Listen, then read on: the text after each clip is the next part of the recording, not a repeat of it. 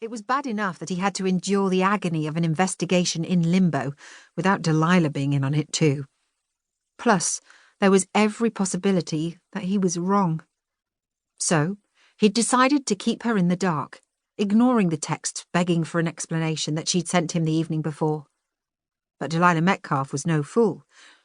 As Samson had slipped out of the back door at 7 that morning, intending to spend the day out of reach, she'd been coming up the path, a determined look on her face.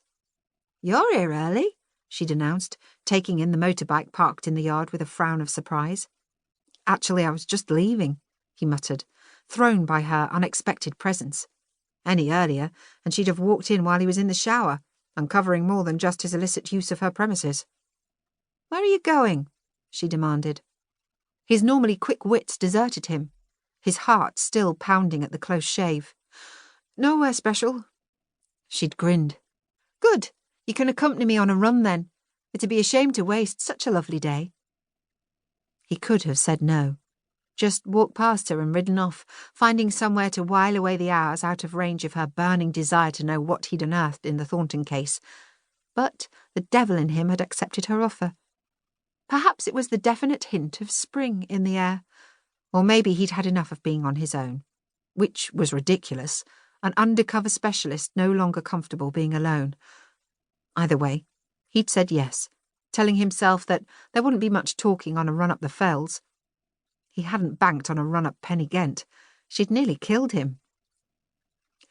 When the question she'd fired at him on the drive over to Horton elicited nothing to satisfy her curiosity about the investigation, she'd set a gruelling pace on the first section of the climb, Tolpuddle loping along easily beside her.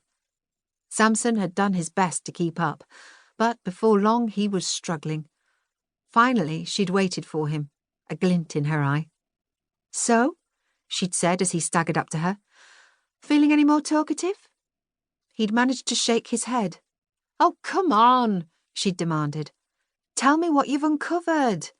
Another shake of his head. "Why not?" she asked. "I'm not sure I'm right," he said between gasps. "When will you know?" He'd shrugged, gestures using up less of the precious oxygen he was sucking into his lungs. She'd made a noise akin to a growl and ran off, Tolpuddle following her, up and up towards the top of the fell.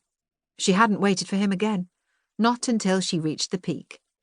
And now she was herring down the steep slopes back towards the car park.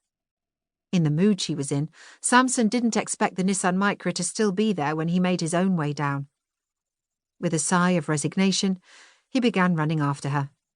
She was impossible, but she made life a lot more interesting. The man was impossible.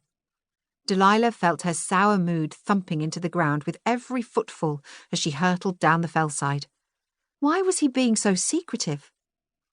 Since he'd leapt up from his laptop and disappeared the day before, she'd heard nothing from him, apart from a terse text saying, "Don't worry," in response to the note she'd left him. He was keeping her in suspense about the Thornton case and whatever it was he'd hit upon. If he'd hit upon anything, of course, perhaps it was all a show of pretense. Maybe he was no closer to solving the mystery than any of them. No closer than her. All the poor sods turning over the soil up at Rainsrig.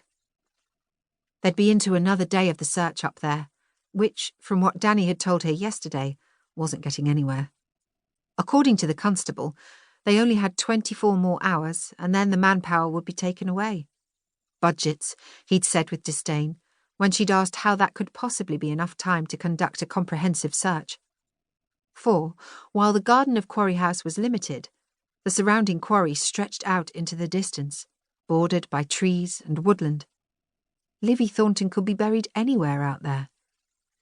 The situation filled Delilah with frustration. And now Samson had discovered something and was refusing to share it with her. Not even the morning run, which she'd orchestrated hoping to prise the truth from him, had made him relent. Samson wasn't going to tell her anything about the Thornton case. "Let's leave him to walk home," she muttered to the dog, as they ran the last stretch of track back to the car. See if that loosens up his tongue. But when Samson staggered up to the Micra 10 minutes later, Delilah Metcalfe found she wasn't sadistic enough to make him suffer anymore.